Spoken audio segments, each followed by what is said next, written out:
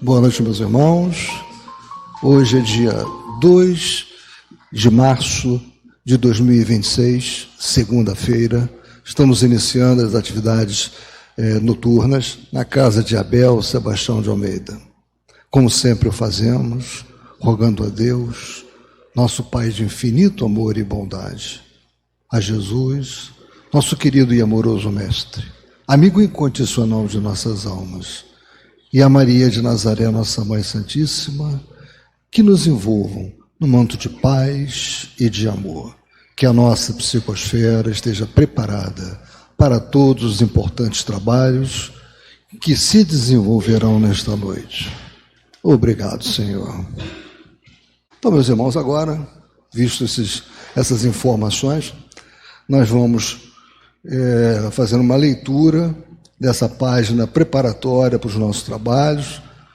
É uma mensagem de Maria Dolores, que está no livro Poetas Redivivos, e que foi psicografada por Francisco Cândido Xavier. Eu pedi à nossa irmã Marisa para fazer a leitura para nós.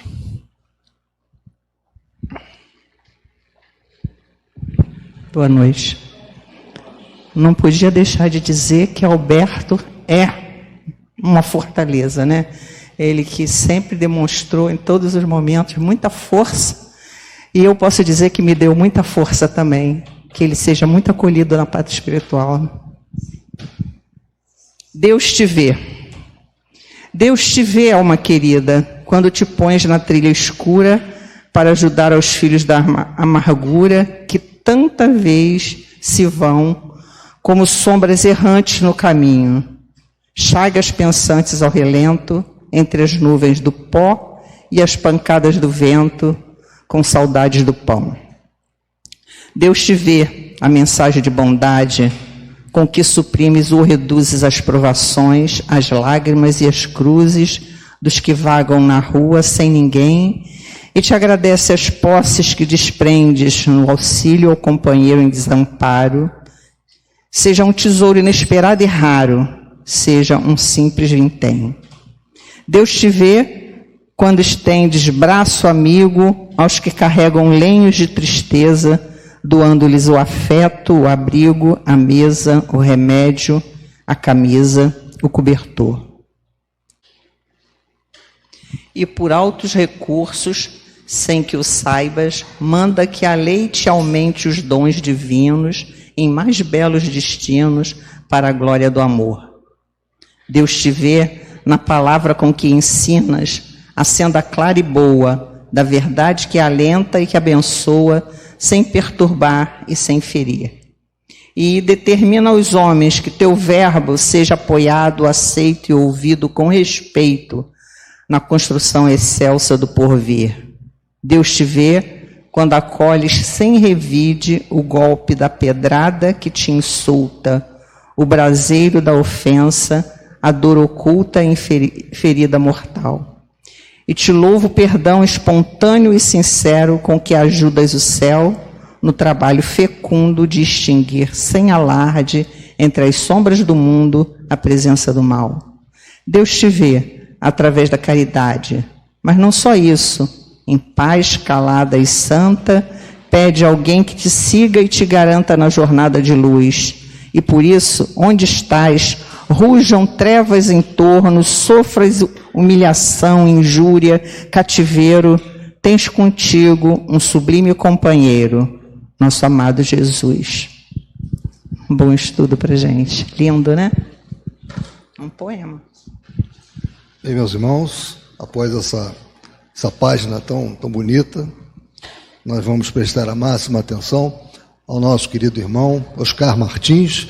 Ele é do Grupo Espírita Recanto da Prece, mas já é um conhecido aqui da nossa casa e é mais um dos que eu chamo de ceasiano, né? Já se incorporou ao nosso time aqui do CEASA. Que ele seja muito inspirado nessa noite.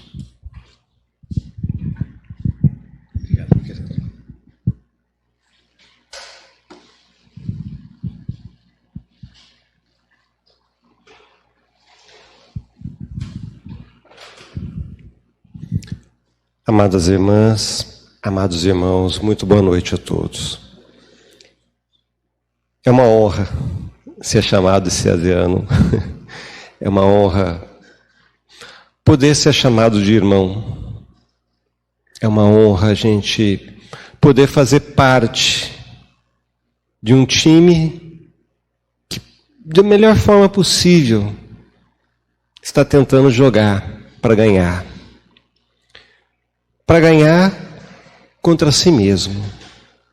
Porque a nossa guerra não é com o mundo. A nossa guerra não é com o diabo. Não é com os demônios. Não é com os irmãos que chamamos de obsessores. A única batalha que realmente é travada todos os dias será minha comigo mesmo.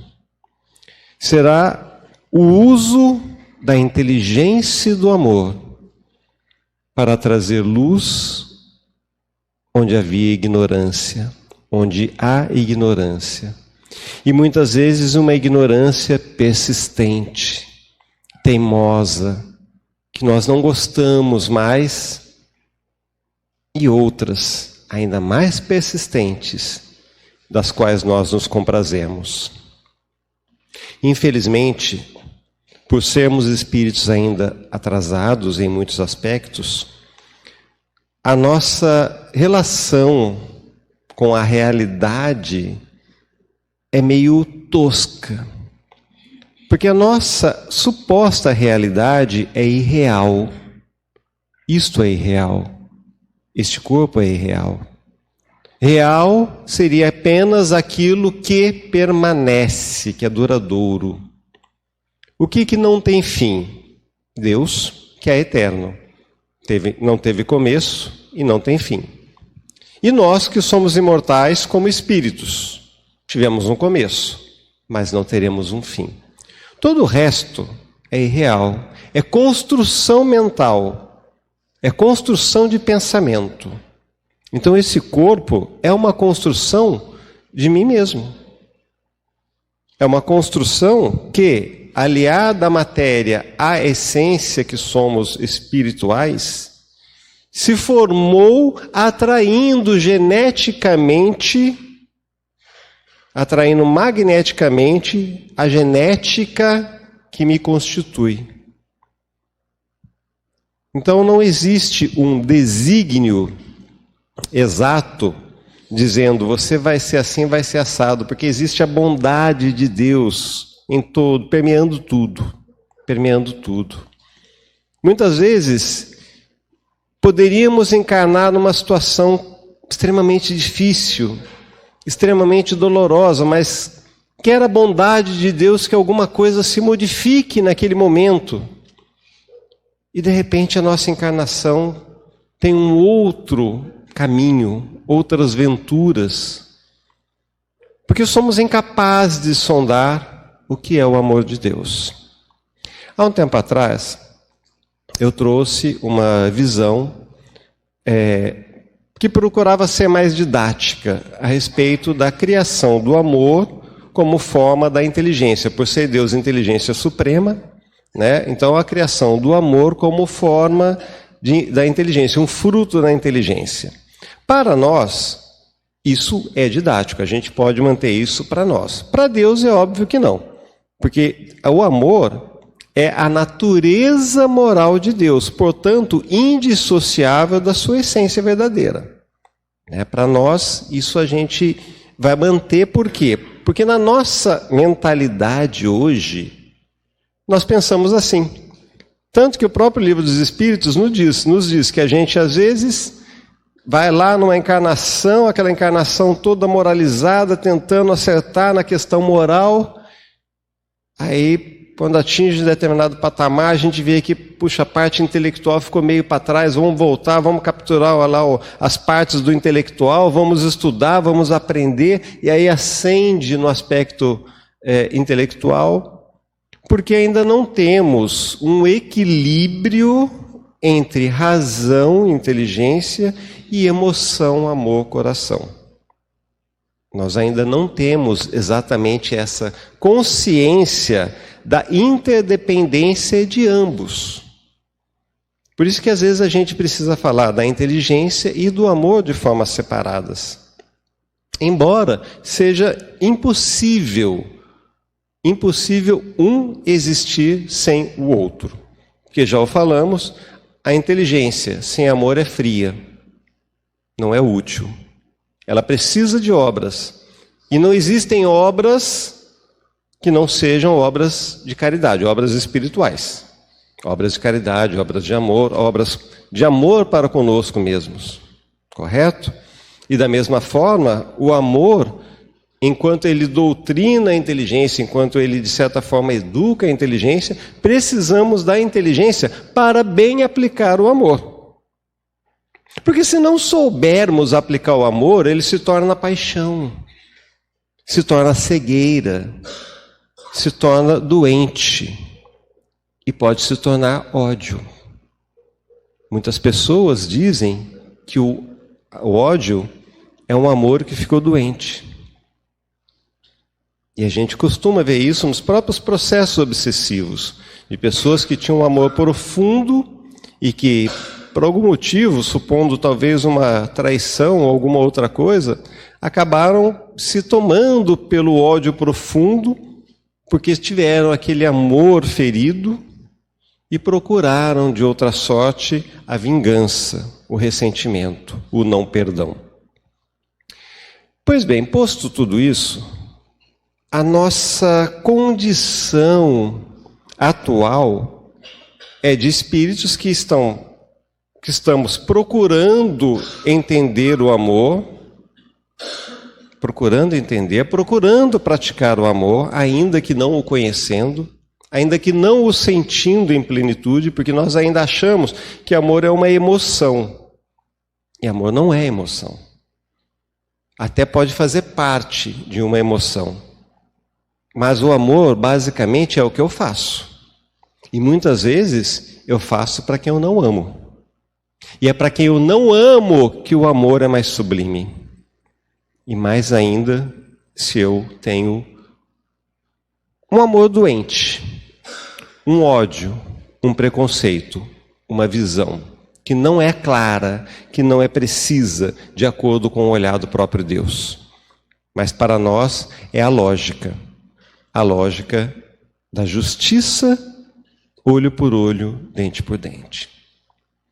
Que é o assunto que nós vamos tratar hoje, que é a piedade para com os criminosos. Mas antes de nós tratarmos da piedade para com os criminosos, vamos procurar entender o que seria a caridade, né? Seria a caridade para com os criminosos. O que seria exatamente a caridade? Se nós formos pegar o Evangelho segundo o Espiritismo, nós vamos ver que a caridade... Deixa eu só achar aqui que eu tive que fazer colinha, eu não consigo guardar tudo de cabeça. Benevolência para com todos, indulgência para as imperfeições alheias e perdão das ofensas. Bom, é uma missão complexa. Porque nós podemos compreender perdoar um filho, podemos compreender perdoar um irmão, perdoar um cônjuge, um familiar. Às vezes até um desconhecido, conforme que nos faça. Mas eu trouxe um exemplo que é pesado. É um exemplo complexo. Mas eu vou trazer de novo para que a gente possa permitir fortes emoções para compreender a profundidade que nós vamos chegar. Vamos supor, como já aconteceu, o caso de uma mãe que veio a descobrir que o pai dela abusava sexualmente das filhas. Eu não sou capaz de imaginar, mas eu imagino o choque. O choque dela deve ter sido uma coisa absurda. Acho que a decepção deve ter sido uma coisa descomunal. E ela, do amor que teria pelo pai, porque levou o pai para conviver com ela dentro de casa, e de repente acontece uma coisa dessa magnitude, desse grau de brutalidade, e ela tinha que tomar uma decisão. Decisão de ódio ou decisão de amor? Como equilibrar? Como equilibrar o que se chama de perdão, que é um conceito equivocado, de manter a família em ordem e tentar controlar e fazer de conta que nada aconteceu? Porque muita gente acha que perdão é isso, né? E a gente começa daí a nossa maratona. Porque perdão, ela perdoou. Ela de fato perdoou. Chamou a polícia, conseguiu provas e colocou o pai na cadeia. Peraí, Oscar, você não acabou de dizer que ela perdoou? Perdoou. Mas o pai precisava da lição. Ele precisava ser punido pela justiça terrena para começar a compreender que não é permitido o abuso, que não é uma coisa que possa ser consentida. Porque isso era uma coisa, antigamente, nós bem sabemos disso, era corriqueiro, só que se calavam. As famílias se calavam, as pessoas se calavam ante essas coisas. Eu conheço as dezenas, pessoas de uma idade bem mais avançada, muitas que já partiram deste plano, que foram vítimas de abusos por parte de familiares, mas nunca ninguém falou nada, nunca ninguém fez nada. E chegava ao ponto de minorar o problema e falar, olha, isso é problema de homem é meio assim mesmo. Aí a gente ainda leva a culpa, né? Por coisas que a sociedade também calava, em vez de punir. Então ela colocou o pai na cadeia, porque foi um crime, e ela compreendeu como realidade. Mas quase que semanalmente, quando era possível, ela estava lá visitando o pai e conversando com o pai. Ela ia com um pesar, com a lembrança terrível no coração, mas ia com a consciência de que, apesar de tudo que ela tinha, tudo que ela tinha vivido até aquele momento, era por conta dele. E disse, pai, eu te perdoo.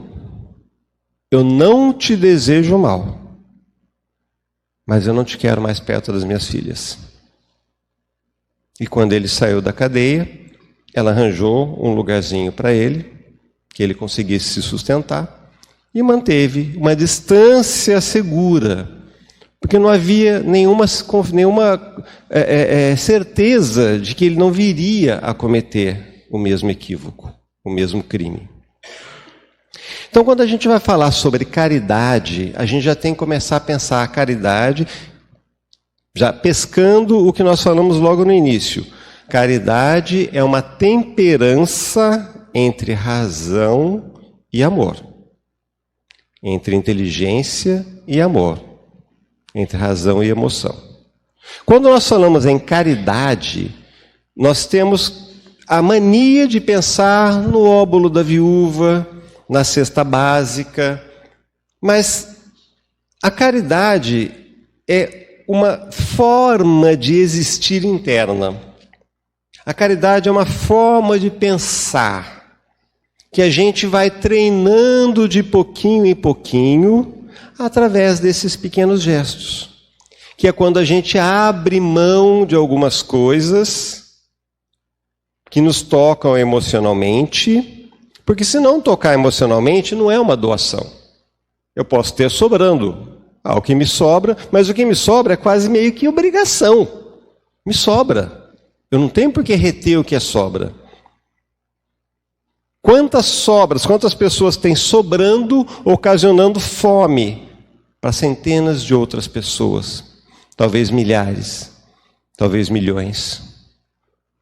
Quantas nações se enchem com os dinheiros, com os ouros da vida, enquanto nações outras pelejam diariamente com milhares morrendo todos os dias de fome. Porque o que sobra não é dividido. Daria para a gente fazer muito mais, se fôssemos mais caridosos. Mas aí vem a questão de que a razão está subjugada por uma emoção, por uma fome, por um medo de que falte. O medo de que venha a faltar. O medo de que o meu excesso venha a faltar. Quando a gente fala isso e a gente vai linkar com a questão dos criminosos, o que eu quero dizer? Somos todos nós, de certa forma, criminosos.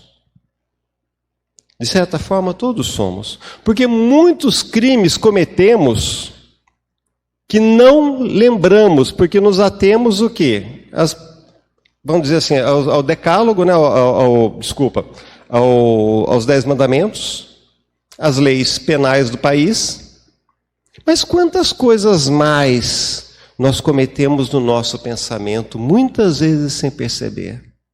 Quantas vezes mais nós julgamos e sentimos até um certo prazer nesse julgamento? E eu não falo de mim para ninguém, eu falo de mim para mim mesmo. Porque eu me reconheço entre esses criminosos. Se eu estou aqui, é óbvio que eu sou também um. E mais interessante ainda, quando nós falamos de criminosos, eu tenho certeza que quando eu contei esse caso do pai, muita gente sentiu o coração apertar, o sangue ferver, sentiu nojo, sentiu asco. É normal, não é crítica não. Eu sei que a gente sente, quando a gente vê crimes que nos sacodem emocionalmente, é lógico que a gente tem uma reação. É natural, porque somos ainda seres em evolução. Tá? Mas daí, dentro desse contexto, vem o quê? O desejo de justiça quando nós não conhecemos justiça. O desejo de justiça quando nós não conhecemos o amor. O desejo de justiça quando a nossa inteligência, o nosso cognitivo não permite avaliar a condição como um todo. Porque não temos conhecimento para esse todo. E se vibrou, podem ter certeza. Vocês já viram aquele jogo de dominó? Que quando você coloca centenas, milhares de pedrinhas, uma próxima da outra em pezinho, aí você empurra a primeira, todas vão caindo em sequência, elas vão, uma bate na outra, uma bate na outra. O contato transfere uma energia que faz a outra peça cair. Eu caio, mas eu carrego alguém. Então, quando nós estamos nesse círculo de sentimentos, de emoções, de sensações deletérias, negativas, pesadas, criminosas aos olhos de Deus, nós estamos fazendo exatamente isso. Estamos divulgando por meios energéticos também. Mas quantas vezes não divulgamos pelas nossas mídias sociais? Quantas vezes não divulgamos através da recomendação de um filme que traz aquela mensagem? Olha, o criminoso se deu mal nesse filme. Quantas pessoas não divulgam vídeos que foram gravados ao vivo por câmeras das ruas, rindo, escrachando alguém que foi morto, num ato criminoso, sim, mas houve o deboche, houve a risada, a satisfação de um CPF cancelado. Quantas vezes não ouvimos essa frase nos últimos anos? E se agravou muito de uns bons anos para cá. Isso tem demonstrado apenas o quê? Que nós realmente estamos nesse círculo, fazemos parte desse contexto, somos espíritos dentro de uma média idêntica, cada um de nós carregando o seu pequeno equívoco, a sua sombra. É o que nós somos. Eu sei das minhas sombras. E quando eu falo que quando a gente precisa dar do que é emocional, é porque a tarefa mais difícil é essa. Por que antigamente, isso todo mundo deve saber, por que antigamente se falava, levou um pombo para ser sacrificado lá no templo, porque Deus queria esse pombo. Levou um bode, porque bode ia ser sacrificado no templo. Porque um boi ia ser sacrificado no templo. Ora, naqueles tempos, falava-se de sacrifício. Mas o sacrifício, para os antigos, era de difícil entendimento. Eles não tinham o cabedal cognitivo que nós temos hoje. A verdade é que nós que estávamos lá, né, não tínhamos esse cabedal de conhecimento que temos hoje. Então, para eles, para nós naquela época, para nós, falando de uma maneira mais correta, o sacrifício era o quê? Dar uma coisa que nos era muito cara. Porque a quantidade de animais que você tinha dizia do seu status social, dizia da sua qualidade, entre aspas. Dizia de quem você era dentro de uma sociedade, mas principalmente no aspecto material. E se você tinha animais de grande porte, em grande quantidade, você era o todo-poderoso. Era o cara que mandava e desmandava. Então, sacrificar um boi era um exemplo assim de alguém que chega e coloca uma Ferrari 0 em doação. Doía para as pessoas, doía, doar, dar aquilo que lhe custava, que lhe era caro em aspecto material. Porque a doação no aspecto emocional ainda era muito pouco conhecida, era muito difícil de ser entendida para um povo primitivo, para nós, nesse tempo ainda tão primitivo. Hoje não temos mais essa necessidade de sacrificar os pobres animais, não temos essa necessidade. Mas será que aprendemos a sacrificar o nosso emocional? Será que aprendemos a matar o emocional equivocado, o emocional criminoso, em prol de mim mesmo? Porque quando eu faço o perdão, quando eu pratico o perdão, quando eu pratico a caridade nesse aspecto, a caridade para com os criminosos, eu estou me libertando de mim mesmo. Porque, de certa forma, é um perdão para com eles e um perdão para conosco. Muitas vezes, isso eu digo muitas vezes, é muitas vezes mesmo.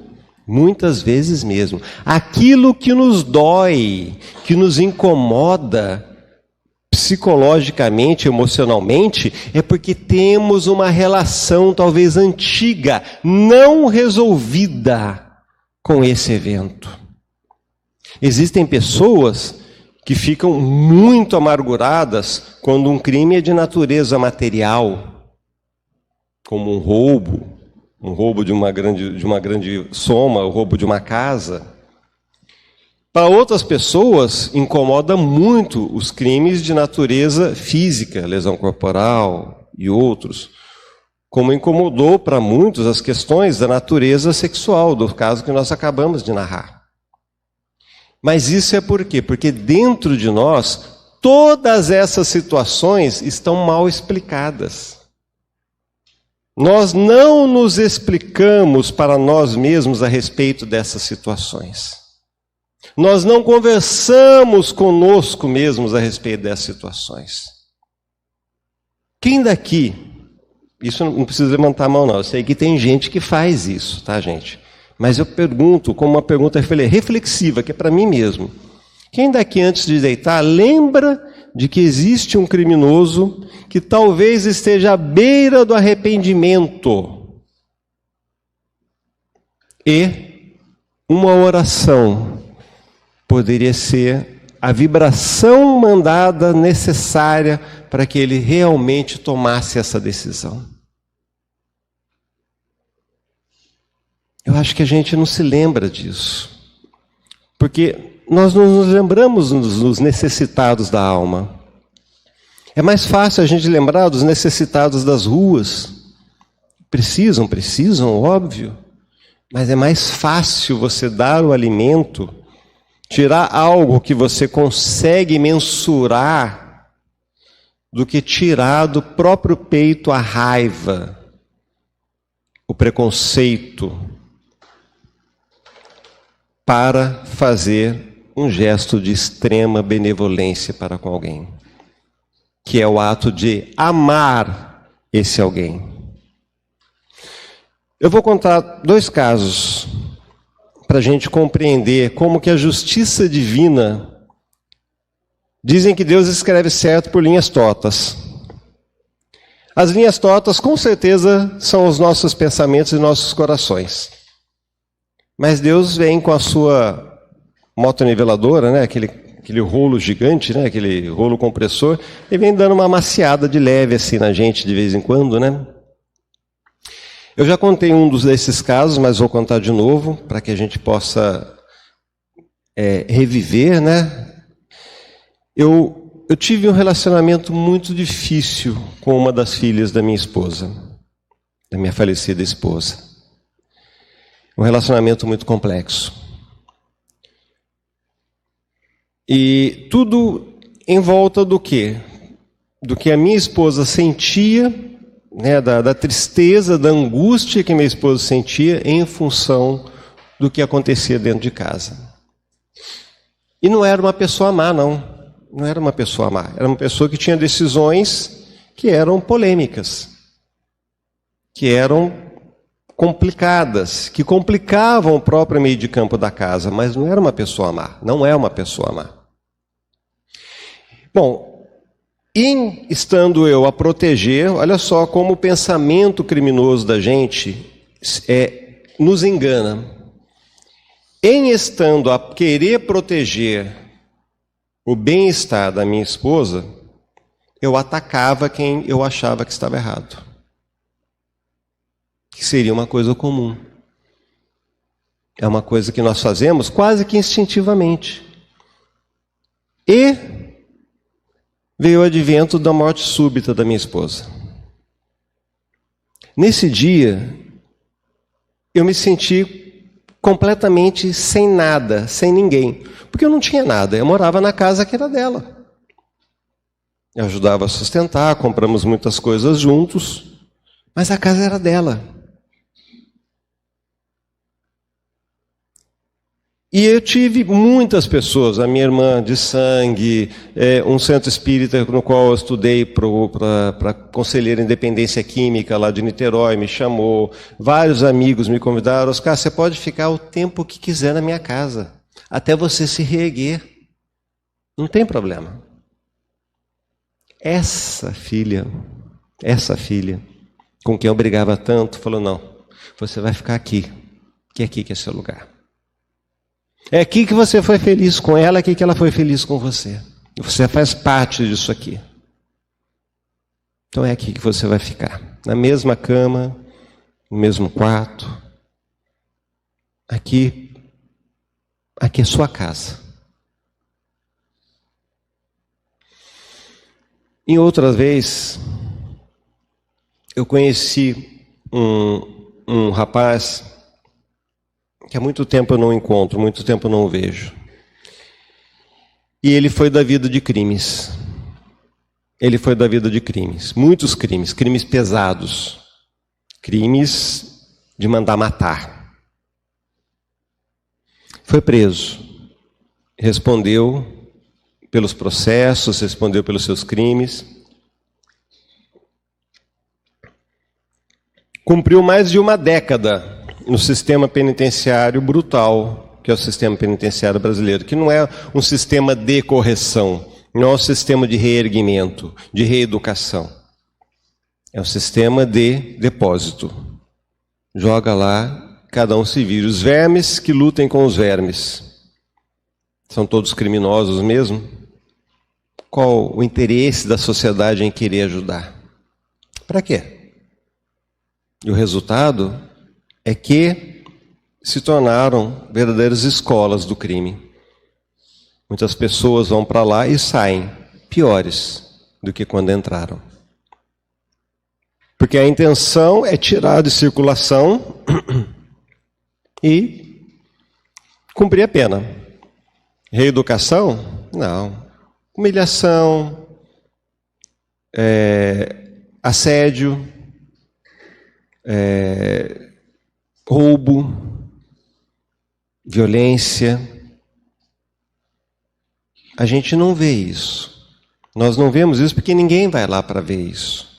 Eu fui uma vez para acompanhar uma irmã espírita que fazia um trabalho muito bonito de levar a palavra espírita para esses irmãos. E eles todos prestavam atenção. Eles só queriam uma palavra dela. A senhora acha que, no meu caso, como é que Deus, o que é que eu penso de Deus? O que é que eu penso de mim?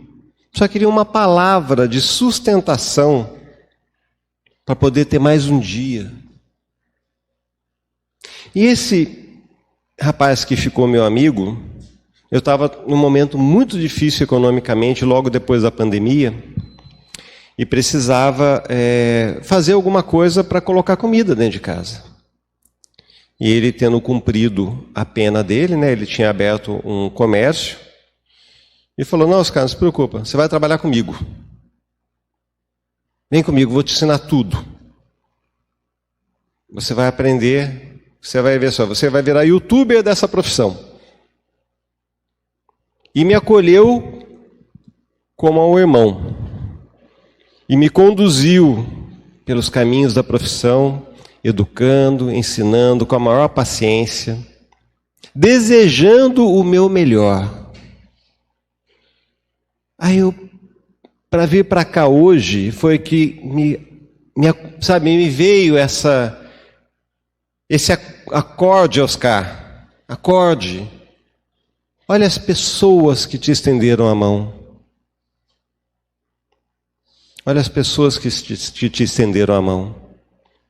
As pessoas que o seu coração anteriormente tinha preconceitos. As pessoas que o seu coração anteriormente tinha sensações e sentimentos bastante negativos, desejos bastante impróprios. Porque eu trabalhei um tempo no meu estado, lá em São Paulo, eu trabalhei um tempo dentro do ambiente policial. Eu fui desse ambiente. E eu vi coisas muito tristes, muito complicadas. Eu não era espírita até então.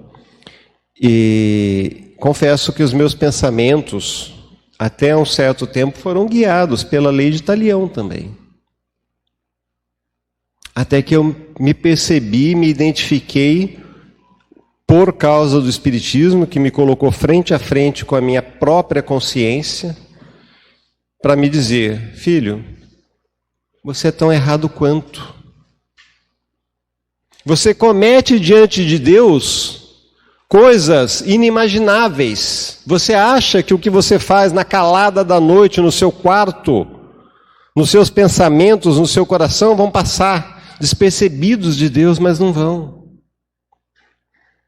Os seus desejos de ódio, os seus planejamentos, as suas emoções doentias, o tempo todo ativadas por causa da sua convivência, porque você escolhe o lugar que você vive, as convivências, as amizades que você tem, mas principalmente você escolhe como ver as pessoas, de acordo com os seus conceitos. E os seus conceitos são todos errados. Todos errados. Tratar bem, falar bem da questão dos criminosos é muito difícil. Porque mexe com o emocional. E mexe com o emocional mais profundo, que vem do instinto de defesa, do instinto de sobrevivência. E aí Kardec, eu acho que ele tinha umas minhocas a menos na cabeça, porque não é possível. Ele virar e perguntar: deve-se dar a vida por um criminoso? Isso é para colocar a gente contra a parede, sem dúvida nenhuma. Porque as perguntas dele eram profundas. A didática de Kardec é uma coisa impressionante, é maravilhosa. Essa pergunta é fundamental para nós, em termos de ressurgimento emocional como filhos de Deus. Quer dizer, além de perdoar, além de não desejar o mal, que era tão bom, né, poder desejar o mal. Nossa, como a gente ficava satisfeito quando podia fazer isso. Agora não pode mais não, tá, gente? Agora todo mundo já sabe. Ponto de inflexão. Daqui para frente todo mundo está sabendo, já não pode mais cometer esse erro, tá? Porque o Papai do Céu vai ficar bravo. E é verdade, porque nós sabemos. Agora nós sabemos, já sabíamos, e agora estamos reforçando. Seremos muito mais cobrados porque temos o acesso ao conhecimento. Nos foi dado o conhecimento. Temos já o aporte cognitivo para colocar diante das nossas emoções cada vez que elas surgirem e falar para ela, não, isso não é o que eu quero sentir, isso não é o que eu quero imaginar. Porque isso é um pensamento errado. O ódio, esse preconceito é uma questão da emoção que aflora através de filtros equivocados. Nós temos o aporte do cognitivo, temos o aporte do Livro dos Espíritos, temos o aporte do Evangelho segundo o Espiritismo, que nos traz verdades. Verdades, para mim, incontestáveis. Eu, infelizmente, eu sou muito lógico, eu sou engenheiro, então, para mim, se as coisas não tiverem uma explicação lógica, plausível, não serve. E até hoje eu bato no Espiritismo e falo, não é possível. Tudo que eu questiono, a resposta é lógica, precisa e, mais do que tudo, é perfeitamente provável. É capaz de ser provado. Por A mais B, pela psicologia, e dia após dia, tudo vem se provando. Então, nós temos hoje esse aporte. Nós temos hoje esse conhecimento.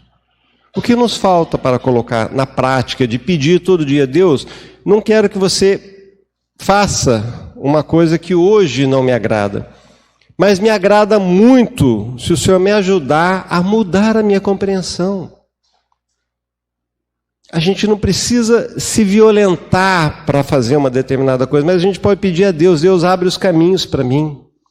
Me mostra o que eu preciso fazer para que eu possa ser mais luz, para que eu possa ser menos eu. Quando esses dois eventos aconteceram, esse com o meu amigo foi um evento realmente inesperado. Mas muito mais inesperado foi com a minha filha.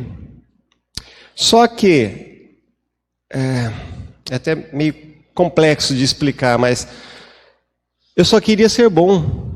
A única coisa que eu pedia para Deus, Deus me ajuda, eu só quero ser bom, porque eu me sinto mal por ser quem eu sou. Eu cansei de ser quem eu sou.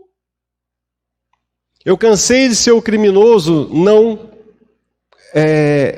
que não consegue ressarcir os danos, que não consegue reparar o que causou, que não consegue atingir mais aquelas pessoas, chegar naquelas pessoas, porque todas já partiram dos muitos equívocos que eu cometi.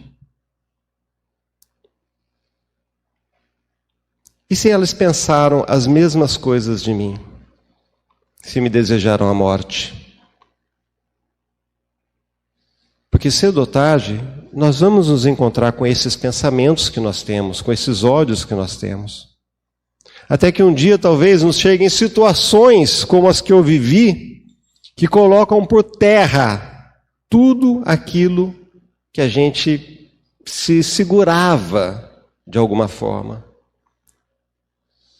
Não nego que foi uma forma extremamente carinhosa, mas olha, foi vergonhosa, porque eu não sabia onde eu enfiava a cara. Tamanha vergonha que eu sentia de mim mesmo, por tantos equívocos, e quando eu precisei, eu fui ajudado por pessoas que não são espíritas, que não têm o conhecimento que eu tenho, mas que souberam mais do que eu estender a mão e ajudar. Então esse nosso conhecimento, agora resgatando lá no comecinho do que a gente falou hoje, esse nosso conhecimento, essa nossa inteligência, ela precisa do amor, como o amor precisa da inteligência. Um ajuda a construir o outro, um ajuda a edificar, a melhorar o outro.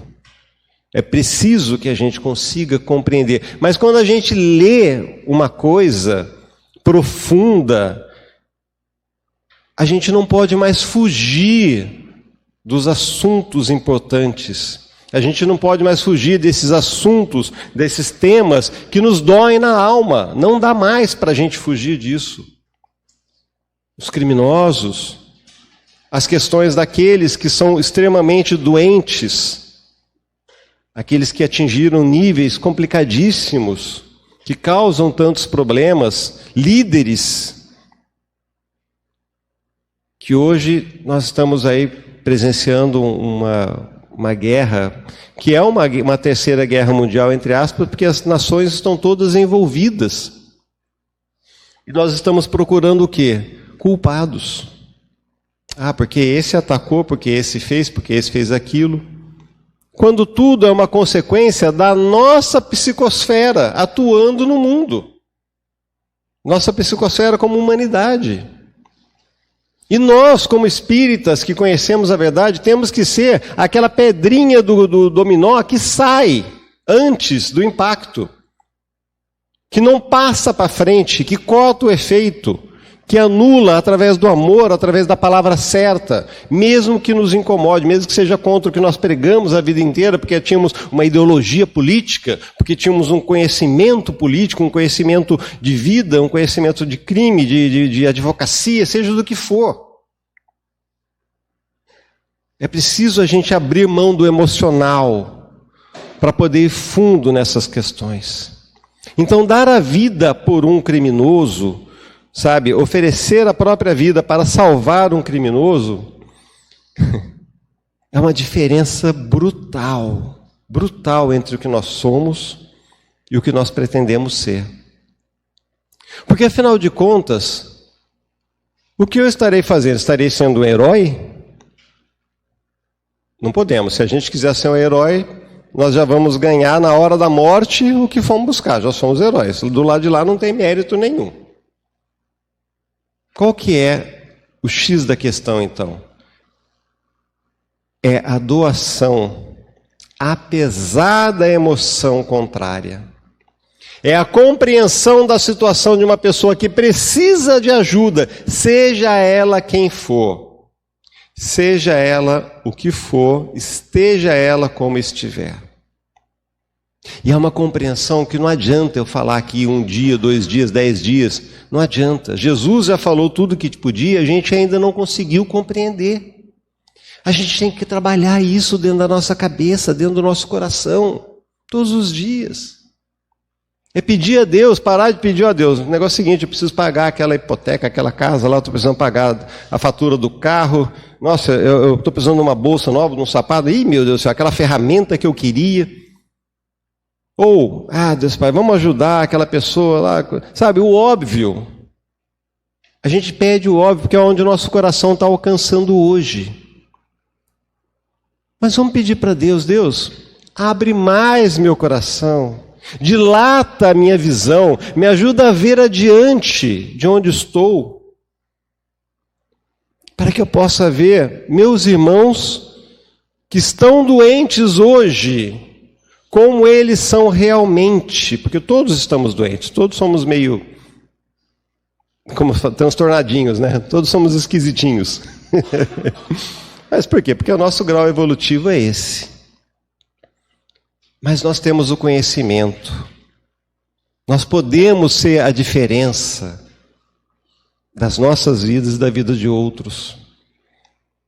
Saibamos pedir a Deus este momento, este instante em que alguma coisa se abre na nossa frente e a gente passa a compreender, puxa, eu estive errado a minha vida inteira. E 1 segundo que Deus agiu, minha emoção aceitou a razão e permitiu que fizesse parte da minha existência. É esse momento que a gente às vezes precisa pedir. Para que não venha no bojo, na boleia de um caminhão que nos atropela num evento caótico, extremamente doloroso. Quando a gente quer, Deus traz com carinho, com amizade, com amor e mostra. Como foi com Saulo? Jesus apareceu, só apareceu em sua glória. E Saulo ficou cego. Uma cegueira espiritual, que ele não conseguia mais porque ele travou, ele teve um impacto muito forte. Mas que impacto para uma pessoa que assassinou tantos, que apedrejou? Aparece Jesus diretamente para ele. E só pergunta: Saulo, Saulo, por que me persegues? Deus é bondade. Deus é o amor inteligente e a inteligência amorosa, plena e absoluta. Se soubermos nos entregar, se soubermos nos dedicar, com certeza, a mudança virá, mas temos que desejar essa mudança. Nós não podemos mais nos aceitar como somos. Isso eu falo como humanidade. É difícil, porque uma hora a gente vai olhar para o próprio espelho e falar: meu Deus, o que foi que eu fiz de mim, né, até agora? Que eu não abri os olhos para o que tinha além da minha visão.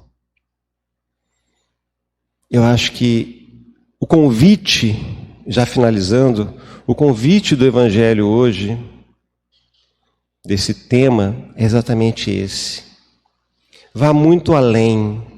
Vá muito além do que você pensa, muito além do que você imagina, daquilo que você acha que sabe. Vá muito além disso. E encontre dentro de você aquilo que Deus realmente usou como matéria para a sua criação. A sua própria essência divina. Sois deuses. Sejamos então deuses de amor. Abramos nosso coração. Permitamos que nossa inteligência trabalhe. E vamos firmes, com a mão na charrua, sem olhar para trás. Muito obrigado a todos.